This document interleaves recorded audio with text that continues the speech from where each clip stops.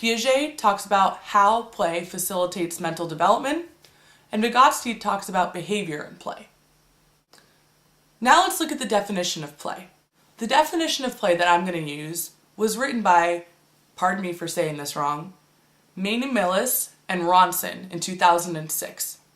They define play as a behavioral orientation consisting of 5 interdependent and circularly interrelated elements. Play has, number 1, a threshold experience, boundaries in time and space, uncertain freedom constraint, a loose and flexible association between means and ends, and has some sort of positive effect. Now, what do we mean by that? To break it down in a little simpler terms, basically, play has a certain experience that you derive from it. There's a specific time in which it takes place that is not continuing on through all time and space. There is a sense of freedom, but to what ends is unclear.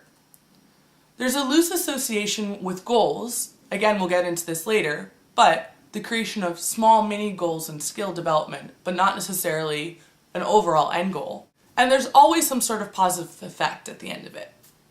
So let's look at an example. Well, when I create paintings, I know that I go through these specific steps. First, I have the experience of movement with the paintbrush, the interaction of emotion, and sometimes frustration or struggle. Next, it takes me a certain amount of time to create the painting. And this time is not continuous in terms of my whole lifespan, but even if it was in terms of my whole lifespan, that would be a specific time in which the play was taking place.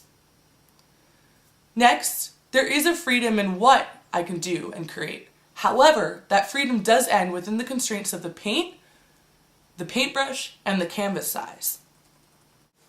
Also, there's not necessarily a clear, huge end goal besides creating a painting, but sometimes small mini goals that are self-set or facilitated by a teacher, such as the creating of a portrait or a representation of an experience, maybe even just about mixing colors.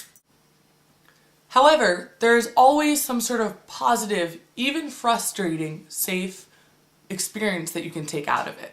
So just to review, what we've gone through so far is the basic theory that play needs to be reconsidered and integrated into adolescent education. Specifically, the way this should be done is through the use of high-tech technology. Also, we've gone through our definition of play, which has the 5 components, and we've looked at who's talked about play before and how it should be used or the importance of it within childhood.